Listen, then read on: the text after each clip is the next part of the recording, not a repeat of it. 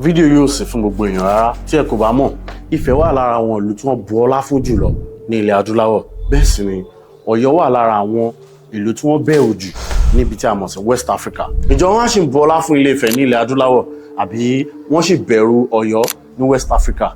Lóòótọ́ nǹkan ọ̀tọ̀ọ̀tọ̀ ló gbé àwọn méjèèjì ṣubú, ṣùgbọ́n nǹkan ẹyọ kan ṣoṣo ló ṣokùnfà báwọn méjèèjì ṣe ṣubú ní ilé tí mo pè ní ikú ilé.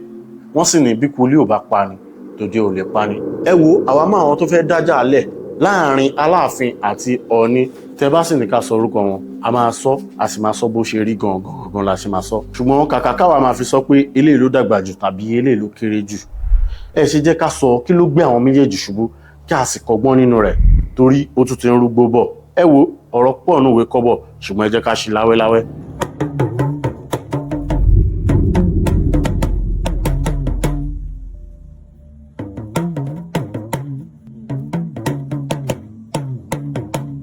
Ẹ káàbọ̀ sórí Abínibí. Tó bá yẹ pé ìgbà àkọ́kọ́ yín lélẹ́yìí, Yorùbá pọ́nbélé ni wá. A máa ń rán wa létí ibi tá a ti ń bọ̀, a máa ń rán wa létí ibi tá a dé àti ibi tá a ń lọ gẹ́gẹ́ bí ojúlówó Yorùbá. Kí ìtàn, àṣà pẹ̀lú èdè Yorùbá má bàa parun la fi dá ìkànnì sílẹ̀, a sì pè ní Abínibí. So tó bá yẹ pé ìgbà àkọ́kọ́ yín lélẹ́yìí lórí ìkànnì, ẹ jọ̀wọ́ ẹ bá mi subscribe sórí ìkànnì. Ó máa jẹ́ kí YouTube lè máa promote àṣà àti ìṣe wa sí ní gbogbo ìgbà ni. Yóò sì jẹ́ ìwúrí fún wa láti jẹ́ kí ìkànnì máa gòkè àgbà sí lóòrèkóòrè. Ẹ ṣé púpọ̀. Ẹ wo ọ̀pọ̀ ọ̀rọ̀ kagbọ̀n la fi fídíò ṣe. Tó máa sọ pé ìtàn, mo fẹ́ ká mọ̀ pé nǹkan tó ṣẹlẹ̀ ní ìgbà àti àsìkò kọ̀ọ̀kan òun ni wọ́n ń pè ní ìtàn. Gẹ́gẹ́ bí mo dẹ̀ sọ ní ìbẹ̀rẹ̀ fídíò yìí, wípé fídíò yóò sì fún gbogbo ènìyàn. Ìwọ tó bá rò pé màá sọ̀rọ̀ Aláàfin àti Ọọ̀ni nínú fídíò yóò sì fún ẹ torí fídíò yóò ń ṣe nípa àwọn méjèèjì rárá. Ọ̀rọ̀ nípa Ilé-Ifẹ̀ àti Ọ̀yọ́, kí ló gbé wọn ṣubú ní ìgbà tí wọ́n ṣubú, òun ni fídíò yìí wà fún. Ẹlẹ́ẹ̀kejì, ìwọ tó yẹ pé tán bá béèrè pé ẹ̀yà wo ni ẹ́ ní orílẹ̀-èdè Nàìjíríà, ò ní sọ pé Yorùbá ni ẹ́, bóyá ọmọ kíní kan ni wàá pera rẹ, fídíò yóò sì fún ọ. Bẹ́ẹ̀ sì ni fídíò yóò sì fún ọ tó bá yẹ pé o ò tiẹ̀ ní jàǹpátá láti mọ̀ sí nípa gbogbo àwọn nǹkan tí mò ń sọ nínú fídíò yìí, láti ṣe ìwádìí fúnra ara rẹ, láti mú eléyìí tó ń jẹ́ òótọ́ àti irọ́ nínú àwọn nǹkan tí mò ń sọ yìí, fídíò yóò sì fún ọ. Mo fẹ́ fi àkókò yìí sọ pé ẹ lè bọ́lẹ̀ nínú fídíò yìí nísìnyí. Tẹ̀tí wá ṣèpinnu pé ẹ fẹ́ dúró.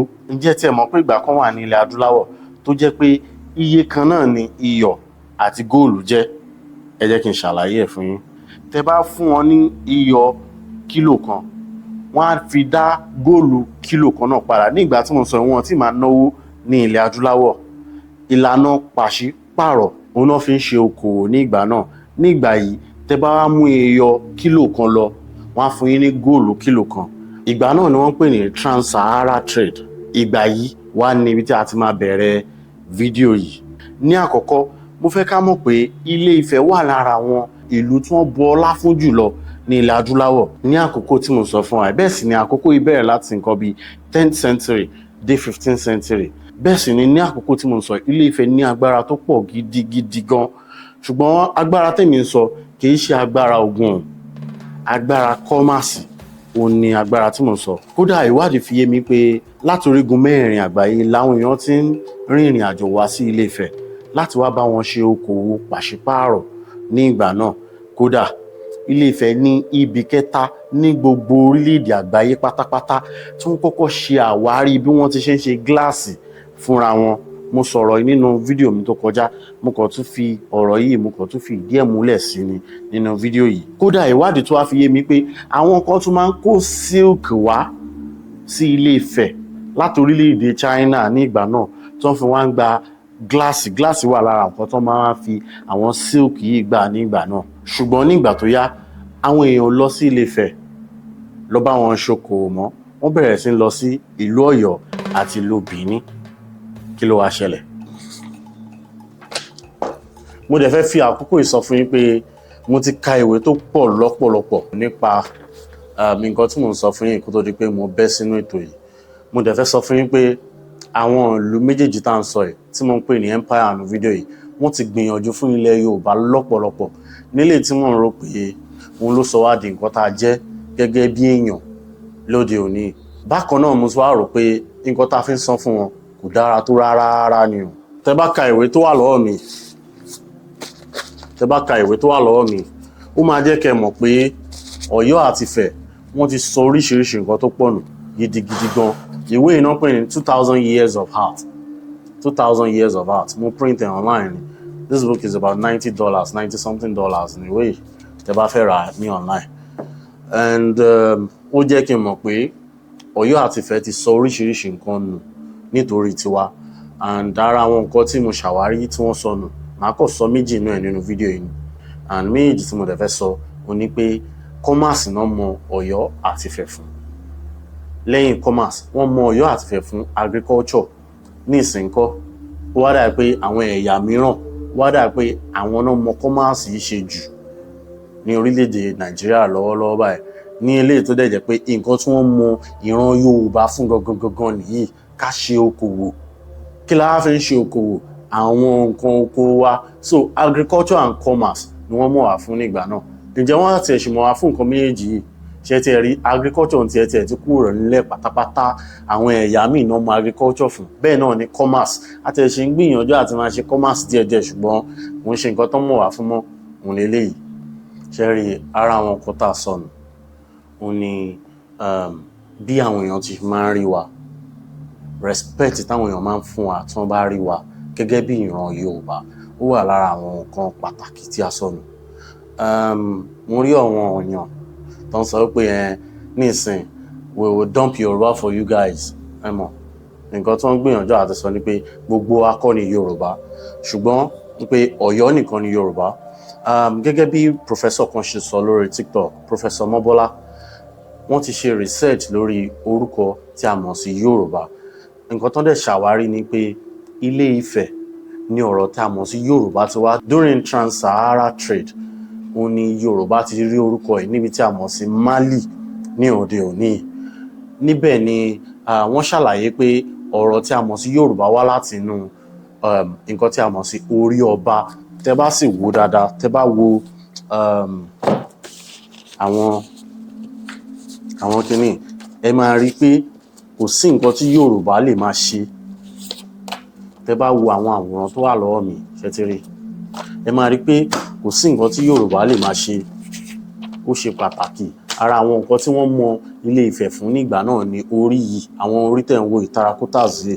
So ibẹ̀ ni àwọn orí òun ni wọ́n fi bẹ̀rẹ̀ sí ní pé Ilé Ifẹ̀ ní wọ́n fi bẹ̀rẹ̀ sí ní pé Yorùbá ní orí ọba kó tó di pé ọ̀rọ̀ yẹn change sí Yorùbá.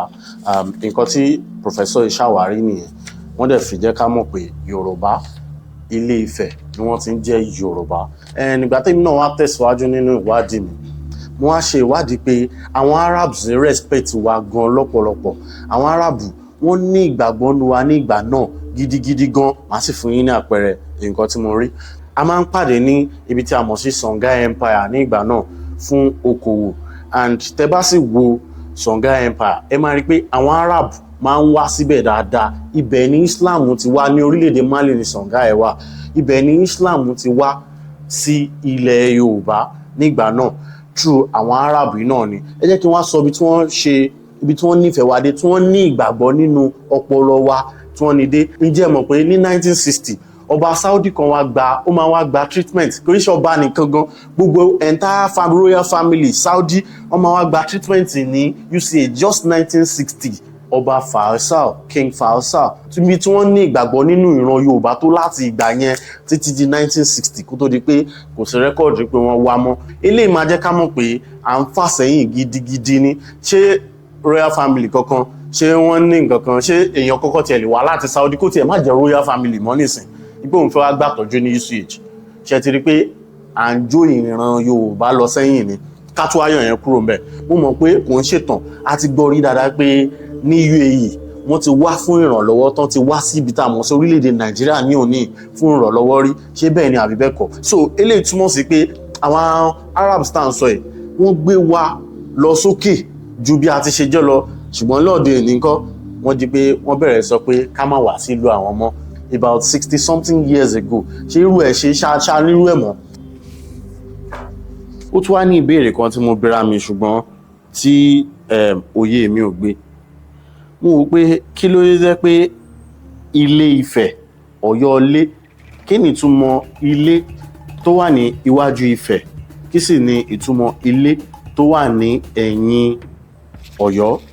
Ẹ jọ̀ọ́ tẹ́ bá mọ̀ ẹ bá mi kọ sí comment section. Mi ò mọ̀ ni mo fi ń béèrè ìbéèrè lọ́wọ́ yín kó tó di pé a bẹ́ sínú ìwádìí mi nípa kí ló gbé àwọn méjèèjì ṣubú. Àwọn èèyàn bí mi ní ọ̀pọ̀lọpọ̀ ìbéèrè pé báwo ayé sọ pé Ifẹ̀ empire ni kìnnìkan.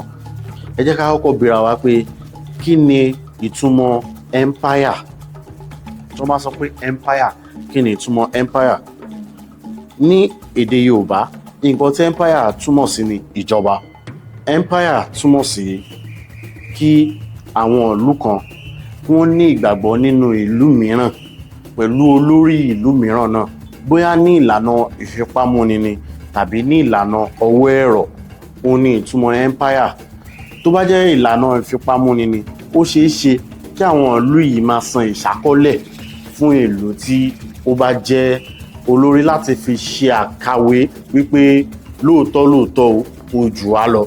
Kó wá tó di pé wọ́n lè máa pe ìlú kan ní empire, gẹ́gẹ́ bí mo yẹ pé Ilé Ifẹ̀ ní empire láti 10th century títí di 15th century tí mo sọ ní ìbẹ̀rẹ̀ fídíò yìí, kó tó di pé wọn ò bá ṣe okòwò mọ́. Àwọn nǹkan mẹ́rin kan wà tí ìlú náà gbọ́dọ̀ kọ́kọ́ ní fún ara rẹ̀ lórí àwọn ìlú tó kù tó ní ìgbàgbọ́ nínú rẹ̀. Màá máa lo èdè Gẹ̀ẹ́sì níbi bí ayé. Màá máa pe àwọn kíni ní is either power, bóyá 4 major power, àbí ẹ jẹ́ kí n pè ní influence. Ó gbọ́dọ̀ ní influence oríṣi mẹ́rin. Mo lè lo power, mo dẹ̀ lè lo influence bó bá ṣe kó sí mi lẹ́nu ni. So ó gbọ́dọ̀ ní influence oríṣi mẹ́rin tèmi ṣàwárí. Ó ṣeé ṣe kó jù bẹ́ẹ̀ lọ, ṣùgbọ́n mẹ́rẹ̀ẹ̀rin yìí mo ṣàwárí gbogbo ẹ̀. Má sì sọ bí mo ṣe ṣàwárí gbogbo ẹ̀ fún yín. Mo ṣàwárí nǹkan mẹ́rin tí ìlú kan gbọ́dọ̀ ní lórí àwọn ìlú tó kù kó tó lè máa pè ní empire.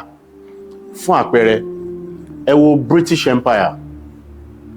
Wọ́n ní political power. Bó tiẹ̀ ṣe pé kò sí nǹkan tó ń jẹ́ British Empire mọ́, ṣùgbọ́n wọ́n sì ní political power títí dìsìn, àbí political influence títí dìsìn lórí gbogbo àwọn ìlú tí wọ́n ti ṣe ìjọba lé lórí nígbà tí British Empire wà. Ẹ jẹ́ ká wo Saudi Arabia. Saudi Arabia ní culture or ideology influence lórí àwọn ìlú tó pọ̀ ní gbogbo àgbáyé, ní eléyìí tí ọ̀pọ̀lọpọ̀ èèyàn ní ìgbàgbọ́ pé ibẹ̀ ni Islam ti bẹ̀rẹ̀. Ó di méjì. Ẹlẹ́ẹ̀kẹta ni economic power. Economic power yìí ó mú lè sọ pé orílẹ̀-èdè China ló ní economic power lọ́wọ́lọ́wọ́ báyìí. Ká gbé yẹn sẹ́gbẹ́ kan. Ẹlẹ́ẹ̀kẹrin òun sì ní military power.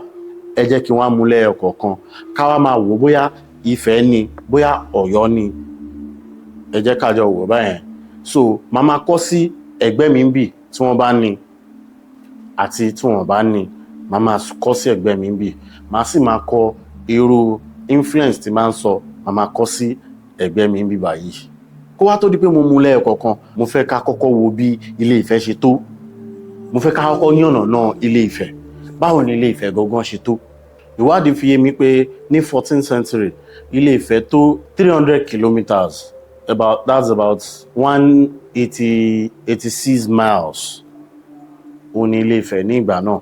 Ní ilé tí ní north, ó dé Òwu, ó dé Jẹ́bà, ó dé Ọ̀yọ́, ó dẹ̀ sì dé Tàdá.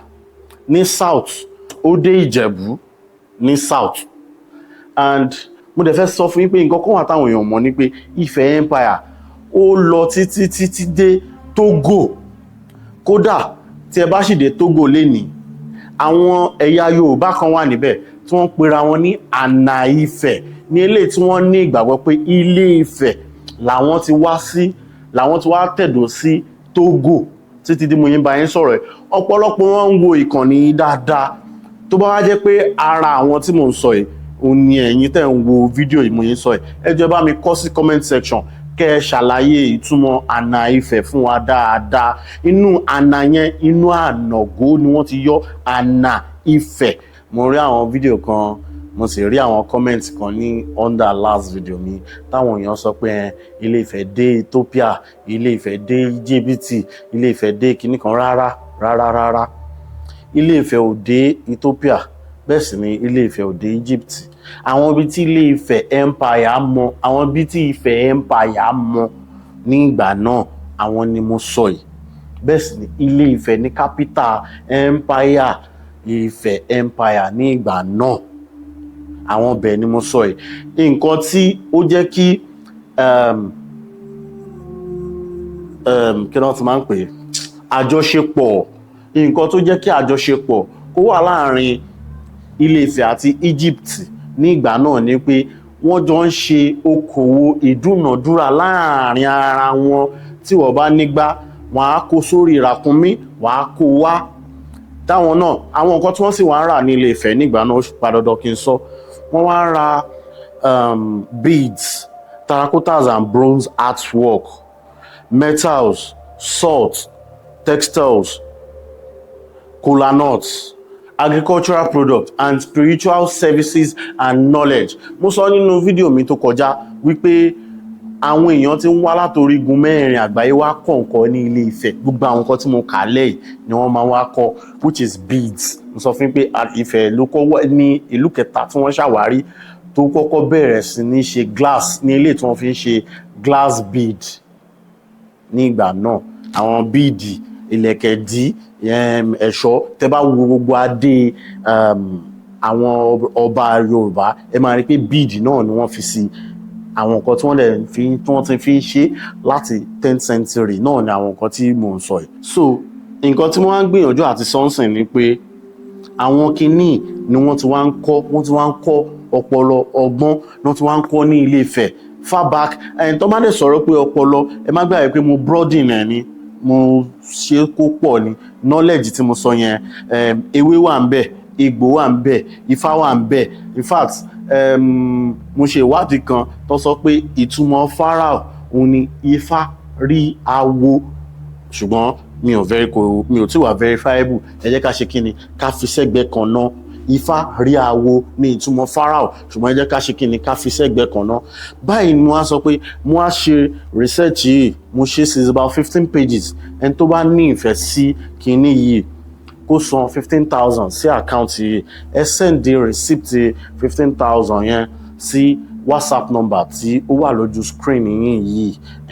Màá send the report sí yín directly. Ṣùgbọ́n àwọn tí wọ́n need àti sanwó, tẹ́ bá jẹ́ member lórí Patreon mi tẹ́lẹ̀tẹ́lẹ̀, ẹ need àti sanwó, ẹ máa rí fáìlì download lọ́fẹ̀ẹ́ lórí Patreon.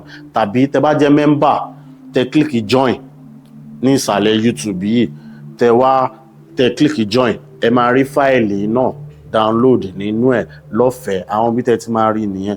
Tẹ́ bá ti wá rà bẹ́ẹ̀ yẹn, nǹkan tó bá wù yín ẹ lè ṣe bó wá ṣe wù yín.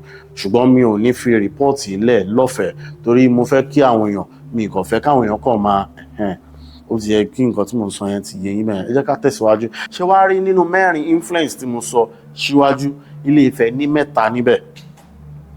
Ẹ jẹ́ ká yànnàná ẹ̀ lẹ́yọ̀kọ̀ọ̀kan. Kó wá tó di pé mo yànnàná ẹ̀, mo béèrè pé kí ló gbé Ifẹ̀ àti Ọ̀yọ́ ṣubú. Tẹ́ bá sì wò pé látàárọ̀ ẹ máa rí pé ọ̀rọ̀ Ifẹ̀ ni mo ń sọ. Mo ti ṣe over 40 videos nípa Ọ̀yọ́. So tí máa ń sọ̀rọ̀ Ifẹ̀ nínú fídíò yìí, ẹ kàn jẹ́ ká máa gbé sí Ọ̀yọ́. Bọ̀ ó máa dé stage kan náà tí màá need àti sọ̀rọ̀ Ọ̀yọ́ náà, ṣùgbọ́n ẹ kàn jẹ́ ká máa gbé sí Ọ̀yọ́. Ṣó ti yé nǹkan tí mo sọ báyìí? Lálákọ̀ọ́kọ́, nǹkan influence alákọ̀ọ́kọ́ tí màá kọ́kọ́ máa sọ òun ni economic power àbí influence dẹ̀ la máa pè. Gẹ́gẹ́ mo yẹn sọ ní ẹ̀kan, àwọn èèyàn kódà láwọn ibi tí a mọ̀ sí ilẹ̀ Yorùbá tó kù ní òde òní, wọ́n á kó nǹkan láti ìlú wọn nígbà náà, wọ́n á kó lọ sí Ilé Ifẹ̀ lọ tà torí wọ́n mọ̀ pé àwọn èèyàn ń bọ̀ láti northern part of Africa láti wá ra àwọn kinní ní Ilé Ifẹ̀. And by population bẹ̀rẹ̀ sí ní grow. Ìwádìí fi yé mi pé as at 1435, Ilé Ifẹ̀ ní population 105,000 people. 105,000 people ní population àwọn èèyàn tó ń gbé Ilé Ifẹ̀ as at 35 ní nǹkan tí mo sọ fún yín. So kẹ́ lè mọ̀ pé commercial hub òun ni Ilé-Ifẹ̀ nígbà náà. So ẹ jẹ́ ká mọ̀ pé Ilé-Ifẹ̀ ní economic influence lórí àwọn ìlú tó wà lábẹ́. Ìyẹn jẹ́ alákọ̀ọ́kọ́. Kódà tẹ́ bá sì fẹ́ mọ̀ sí gẹ́gẹ́ mo sọ lẹ́ẹ̀kan pé màá máa fi ẹ̀rí lẹ̀, ẹ lè lọ ka ìwé kan tó ń pè ní 2000 Years of Nigerian Art. Ẹni tó kọ ìwé náà òun ni E.O. Ẹ̀yọ̀. Wọ́n sì ṣe àtẹ̀jáde àkọ́kọ́ ìwé náà ní ọdún 1984.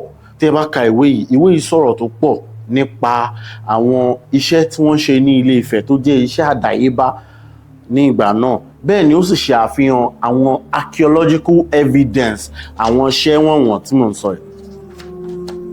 Ṣé ká bọ́ sẹ́lẹ̀kejì?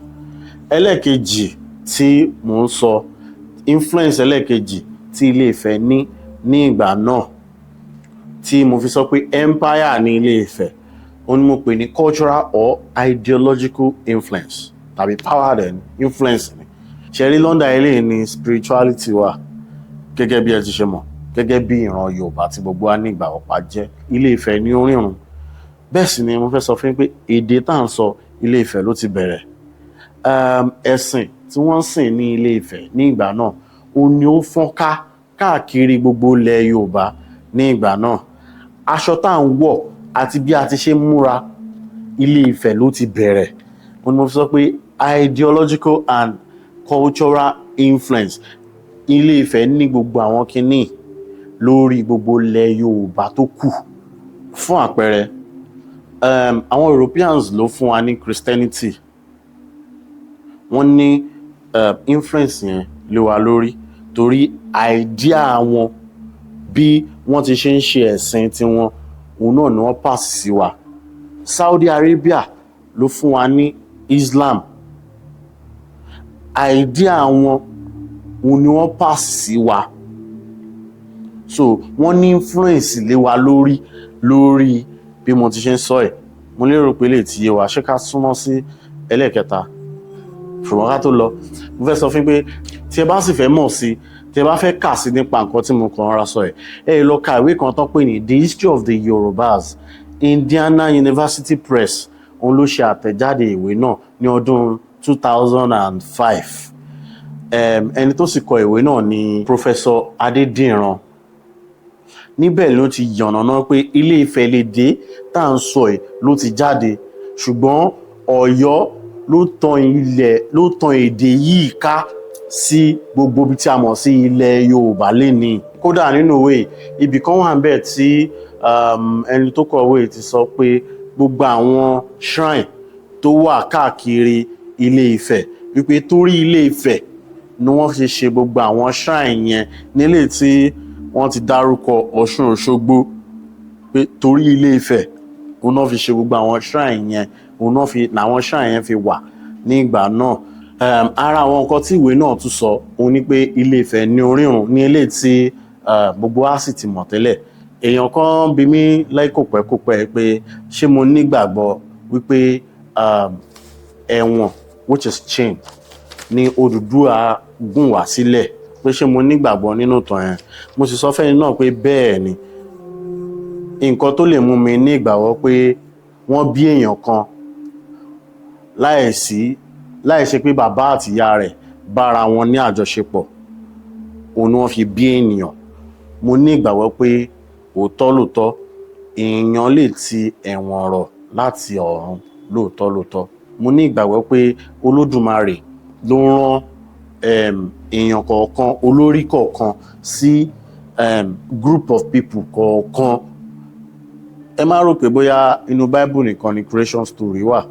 Creation story tó wà á wọ 200,000 ní creation story. Ghana wọ́n ní creation story tiwọn.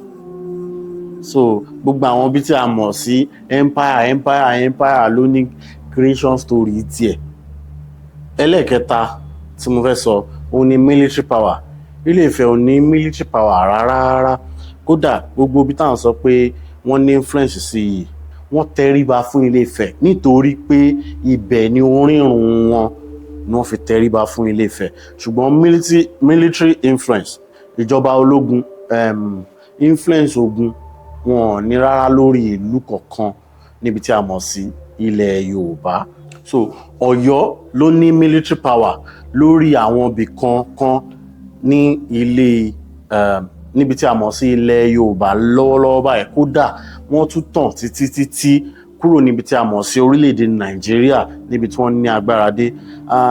Ṣùgbọ́n ọ̀rọ̀ kan wà tó ṣe kókó tó ṣe pàtàkì tí mo fẹ́ ká mọ̀ níbi bíi, torí ọ̀rọ̀ yìí òun ló fa gbogbo gbọ́nmi sí omi òtó tó ń lọ káàkiri orí ẹ̀rọ ayélujára lọ́wọ́lọ́wọ́ báyìí.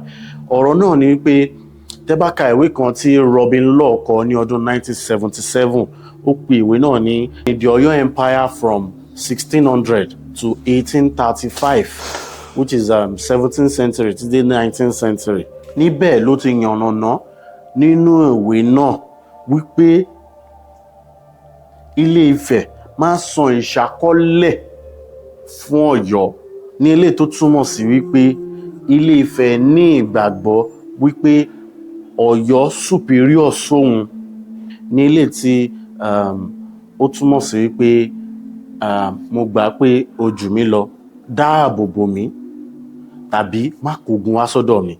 Ọ̀rọ̀ tí Robin Law sọ ní nínú ìwé rẹ̀, ṣùgbọ́n ọ̀pọ̀lọpọ̀ òǹkọ̀tàn ní ìgbàgbọ́ pé Ilé Ifẹ̀ ò san ìṣákọ́lẹ̀ fún Ọ̀yọ́ nítorí pé kí Aláàfin tó jẹ ó ní ìbúra kan nínú ìtàmọ̀sẹ̀ oath tó gbọ́dọ̀ ṣe. Wọ́n á gbé idà Ọ̀rànmíyàn, wọ́n á gbé lé Aláàfin lọ́wọ́, yóò sì búra ní ọjọ́ tó bá ń wúyè fún pé òun ò ní kógun ja Ilé Ifẹ̀. Mi mọ̀ bóyá wọ́n ṣe ń practice eléyìí, ṣùgbọ́n nǹkan tí ìtàn sọ òun ni eléyìí fi hàn wá bí Aláàfin ṣe tó ní ilé tí mo sì mọ̀ pé gbogbo Aláàfin pátápátá lórí Ilé Ifẹ̀ dé orírun wọn.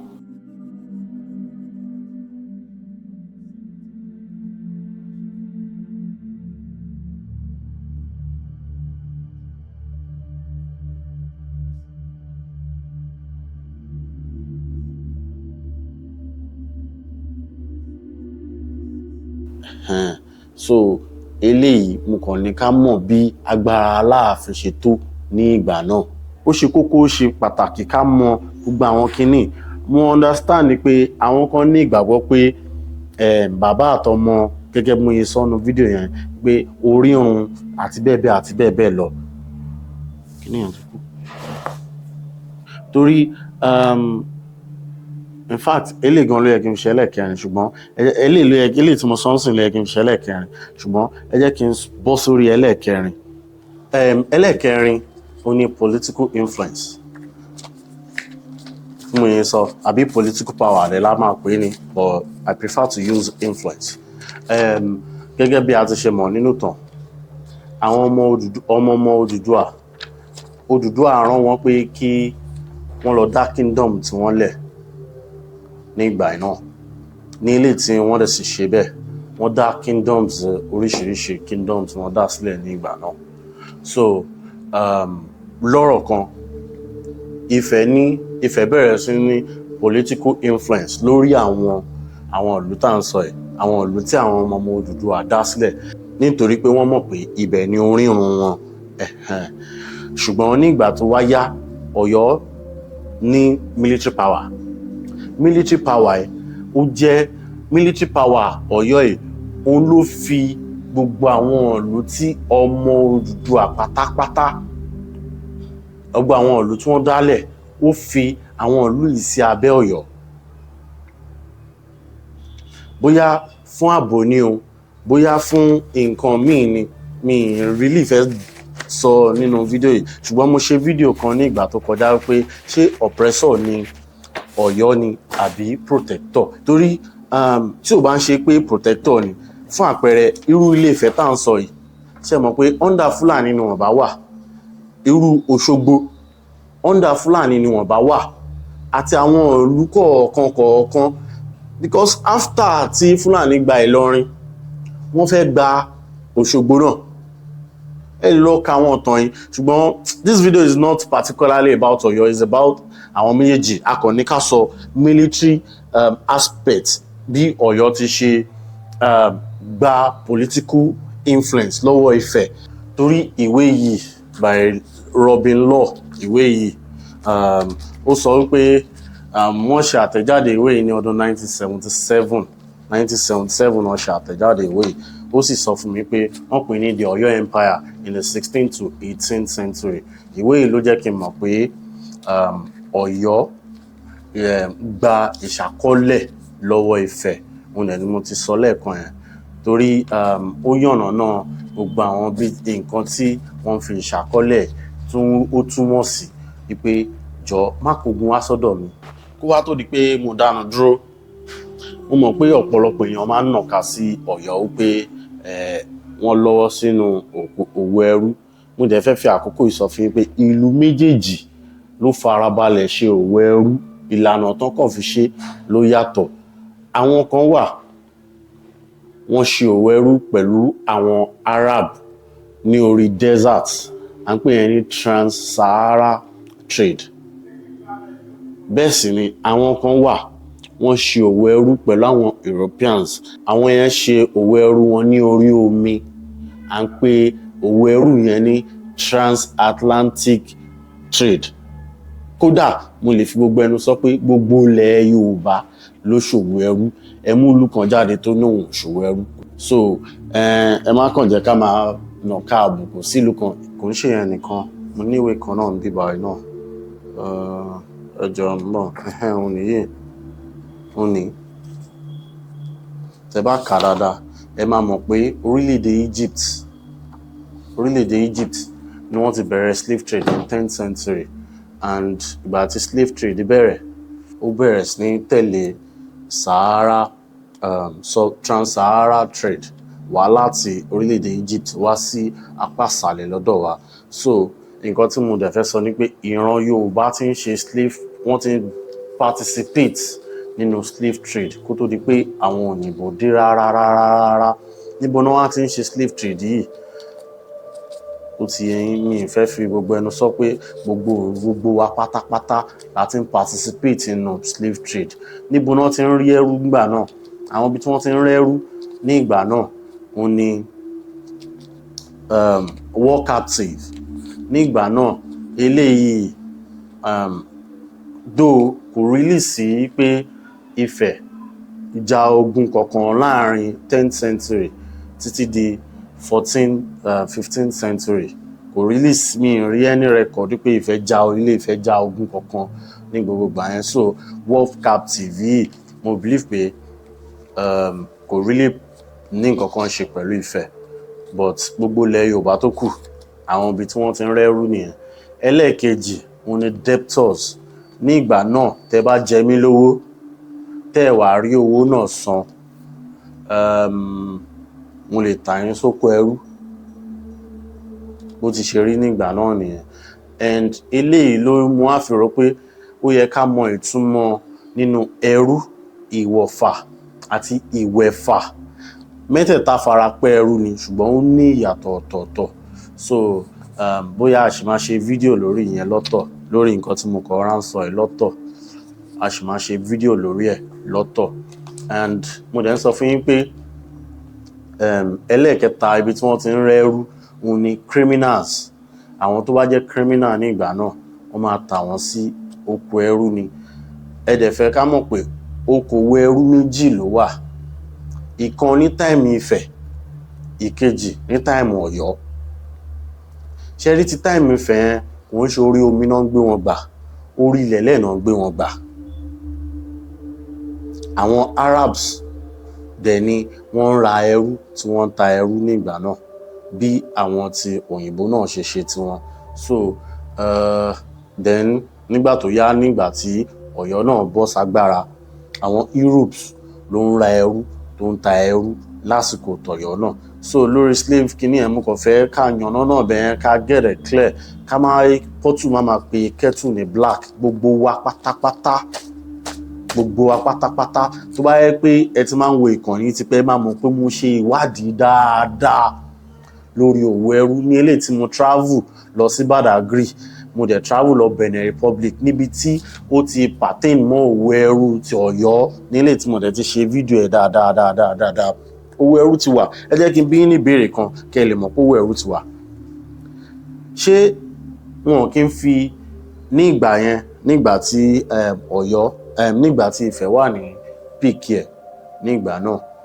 Ṣé wọ́n fi èèyàn bọ́rí ní ìgbà náà àbí wọ́n fi èèyàn bọ́rí? Ẹ má dá mi lóhùn, ẹ dá mi lóhùn sínú ni. Níbo lẹ wá rò pé wọ́n ti ń rí àwọn ẹrú yẹn? Àti pé tó máa sọ pé ìlànà pàṣípààrọ̀ ló wà ní ìgbà yẹn, tí máa fún ẹ ní nǹkan máa wá fi gba nǹkan míì, kí lẹ rò pé wọ́n fi ń gbà padà? Kí lẹ rò pé àwọn nǹkan tí wọ́n ń kó lẹ̀ yẹn kí lẹ rò pé wọ́n fi ń gbà padà? Àwọn nǹkan tí mo ṣàwárí tí wọ́n fi ń gbà padà ni òun ni ata, ní eléyìí tí a ṣì ń ṣe dèní, ìyẹn láàrin Yorùbá àtàwọn Haúsá, a ṣì ń ṣe yẹn títí dèní. Ẹlẹ́ẹ̀kejì òun ni ivory, àwọn nǹkan tá a máa fi ń gbà nìyẹn, ivory. Àwọn nǹkan ẹlẹ́ẹ̀kẹta òun ni aṣọ. Mo sọ nínú fídíò yìí pé wọ́n ti ń kó silk wá láti orílẹ̀-èdè China. Ìwádìí kankan sọ pé àwọn Chinese ló ń kó wá nígbà náà, ṣùgbọ́n nǹkan tó sọ ni pé intermediary trade wà, bóyá àwọn ti North Africa ló máa gbà lọ́wọ́ àwọn Chinese tí wọ́n máa kó wá sápá àsàlẹ̀, bóyá àwọn Haúsá ló wá ń kó wá. Mi really dive in sínú ìwádìí yẹn, ṣùgbọ́n àwọn nǹkan tí mo rí òun ni àwọn nǹkan tí mo sọ fún yín. So aṣọ wà lára ẹ̀, and ẹrú náà wà lára àwọn nǹkan tí wọ́n kó wá nígbà náà. Tẹ́ bá fẹ́ mọ̀ sí nípa gbogbo àwọn nǹkan tí mo ń sọ nínú fídíò yìí, ẹ lè ka ìwé tí mo sọ fún yín, is about 15 pages ni mo ṣe, 15,000 naira. Òun ni kẹ́ send ẹ̀ sí account tó ń jáde lójú screen yẹn. Kẹ́ dẹ̀ send receipt number, WhatsApp number tó ń jáde lójú screen yẹn, tàbí kẹ́ ka àwọn ìwé tó wà lọ́wọ́ mi yìí. Eléyìí náà pè ní Tóyìn Fálọlá ló kọ eléyìí, A History of Nigeria. A History of Nigeria by Tóyìn Fálọlá. Ó sì kọ ní ọdún 1999 ní ilé tí Greenwood Press ṣe àtẹ̀jáde rẹ̀. Lára àwọn nǹkan tí ìwé yìí sọ òun ni bí wọ́n ti ṣe máa ń fi ẹrú ṣe sacrifices ní ilẹ̀ Yorùbá. Tàbí kẹ̀ka eléyìí tó pè ní History of West Africa, J.F. Adé Àjàyí àti Michael Crowder, àwọn ni wọ́n kọ eléyìí. Wọ́n kọ ní ọdún 1971 ni wọ́n kọ ìwé eléyìí tó wà lọ́wọ́ mi yìí. Longman Press, Longman ló sì ṣe àtẹ̀jáde ìwé eléyìí. Ẹlẹ́ẹ̀kẹta, ìwé kẹta tí màá recommend, àwọn ìwé tó sọ̀rọ̀ nípa slavery ní ilẹ̀ Yorùbá pọ̀ gan. Ìwé ẹlẹ́ẹ̀kẹta òun ni eléyìí tó pè ní The History of the Yorubas by Reverend Samuel Johnson ní eléyìí. CMS ló ṣe àtẹ̀jáde eléyìí ní ọdún 1921. Ìwé yìí sọ̀rọ̀ púpọ̀ nípa bí wọ́n ti ṣe máa ń fi ẹrú, bí wọ́n ti ṣe máa fi ń tọ́jú ààfin aládé ní ilẹ̀ Yorùbá. So ìwé yìí sọ̀rọ̀ púpọ̀ nípa rẹ̀, and ẹrú náà wà lára nǹkan tó ń kó wá.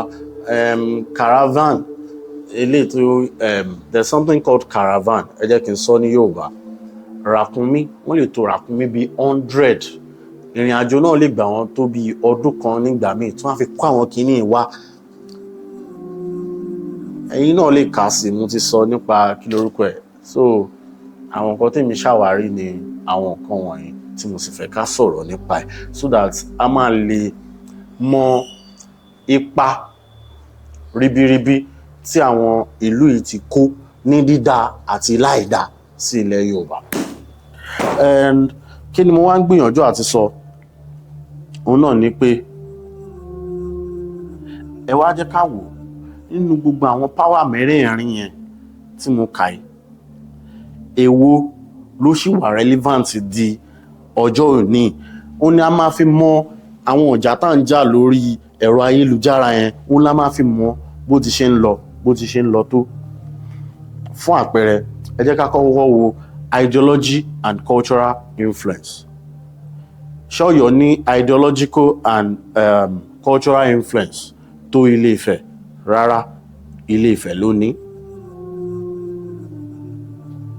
Ẹ jẹ́ ká wo economic influence. Èwo náà àwọn méjèèjì ló ní economic influence ní ọdún ní àkókò tá a wà tá ń jàjà ilé ìlọ́gbà ilé ìlàbúrò? Kò sí kankan nu wọn tó ní economic influence. Ẹ̀dẹ̀ má gbàgbé pé àwọn méjèèjì ní economic influence tẹ́lẹ̀ ní ìgbà tí wọ́n reign. Ọ̀yọ́ náà ní economic influence ní ìgbà tí wọ́n reign tí mo ti ṣe fídíò nípa rẹ̀ lọ́pọ̀lọpọ̀ ṣùgbọ́n tí mi fẹ́ sọ nínú fídíò yìí. Ó di mẹ́ta bẹ́yẹn, ó di méjì. Military influence. Èwo náà àwọn méjèèjì ló ṣì ní military influence? Kò sí. Nínú àwọn méjèèjì, èwo ló ní political power jù? Màá sọ fún yín pé Ọ̀yọ́ ṣì ní political influence ju Ilé-Ifẹ̀ lọ. Àpẹẹrẹ ẹyọ kan péré ni màá kàn fún yín. Àpẹẹrẹ tó wà lábẹ́ pọ̀ gan. Tẹ́ bá sì lọ ka nǹkan tí mo ní mo kọ yẹn máa rí oríṣiríṣi àpẹẹrẹ tó wà ní abẹ́ rẹ̀ gidigidi gan. Ṣùgbọ́n ẹyọ kan màá kàn sọ fún yín. Ẹyọ kan tí màá sì sọ fún yín ni pé ṣé mọ̀ pé nígbà tí wọ́n pín state, mo sọ̀rọ̀ kan nínú last video mi pé ìlú tó bá jẹ́ olórí lọ́wọ́lọ́wọ́ nígbà tí àwọn òyìnbó dé, òun náà máa ń fún ní ọ̀gá. Bó dẹ̀ ṣe rí ní gbogbo ìlú tí mo ti ṣe ìwádìí rẹ̀, òun nìyí. Òun náà dẹ̀ ní bó ṣe rí torí nígbà tí wọ́n máa fún Ọ̀yọ́ ní state, wọ́n fún Ọ̀yọ́ ní state, Ifẹ̀ wà ní abẹ́ Ọ̀yọ́. So political influence àtìgbà yẹn ṣì wà títí di ìsìn lórí àwọn ìlú tó pọ̀. Ṣùgbọ́n ìlú wo ni Ifẹ̀ ní political influence lé lórí lọ́wọ́lọ́wọ́ báyìí? Kò sí. So result mi is 1-1 láti fi justify nǹkan tí mo sọ nínú last video mi.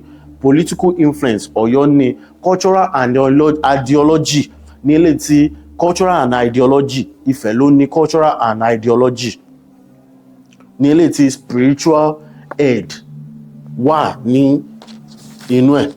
Nísìnyí tá wá ti mọ̀ pé a ti mọ ìyàtọ̀ nínú pé empire ni àwọn ìlú méjèèjì yìí, kí ló wá gbé àwọn méjèèjì ṣubú? Nǹkan tí mo lérò pé ó yẹ ká máa rò ní 2025 tí mo ń ṣe fídíò yìí lọ́wọ́lọ́wọ́ báyìí kí a sì kọ́gbọ́n látara rẹ̀, òun ni eléyìí. Nǹkan ẹyọkọ ṣoṣo ọ̀tọ̀ọ̀tọ̀ ní nǹkan tó gbé wọn ṣubú ní ìgbà wọn. Ifẹ̀ 10th century to 15th century, Ọ̀yọ́ 15th century to 19th century. Ọ̀tọ̀ọ̀tọ̀ ní nǹkan tó gbé wọn ṣubú. Ṣùgbọ́n nǹkan kan wà tí ó jẹ́ nǹkan tí ó lead sí nǹkan tó gbé wọn ṣubú. Ẹ jẹ́ kí n sọ ní Yorùbá. Ṣùgbọ́n nǹkan kan wà tó jẹ́ pé òun ni gbogbo nǹkan tó gbé wọn ṣubú tọ̀ tó fi gbé wọn ṣubú. Kí dẹ̀ ni kinní yẹn náà? Kinní náà ni mo pè ní ikú ilé. Àwọn méjèèjì ní ikú ilé ló sún àwọn méjèèjì sí ibi tí wọ́n ti ṣubú. Ikú ilé, bí ikú ilé dẹ̀ ṣe máa ń bẹ̀rẹ̀, which is internal conflict. Bí ikú ilé dẹ̀ ṣe máa ń bẹ̀rẹ̀, òun náà látún ti bẹ̀rẹ̀ lórí social media yìí. Eléyìí lágbà, eléyìí ní kékeré. Instead ká respect wọn fún wọn.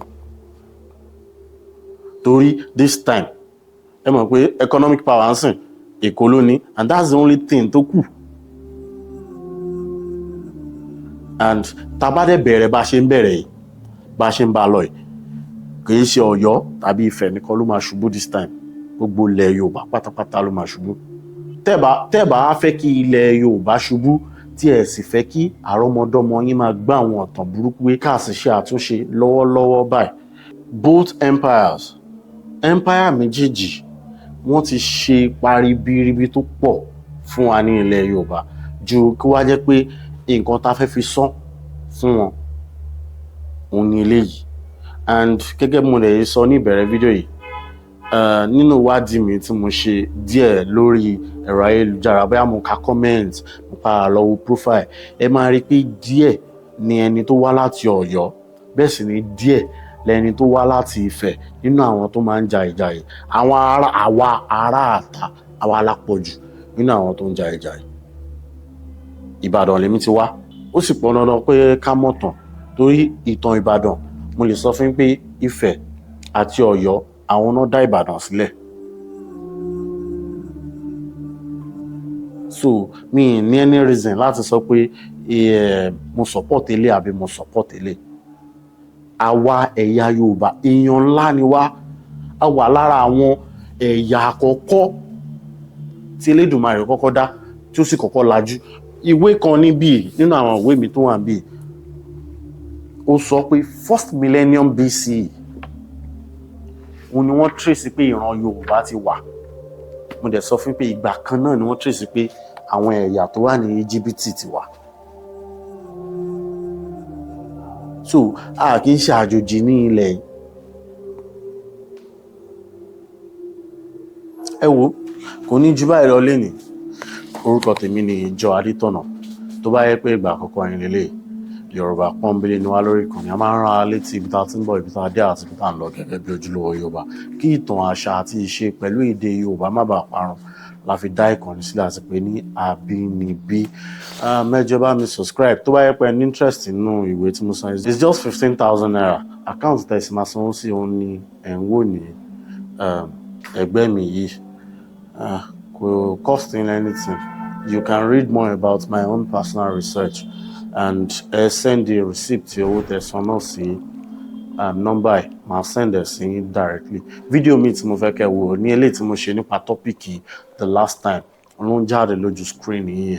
Ẹ wo mo ti mọ̀ pé ẹ ní regret pé ẹ wò. Ǹjẹ́ kó tó dìgbà míì ẹ má gbàgbé láti like ara yín. Ó dàbọ̀.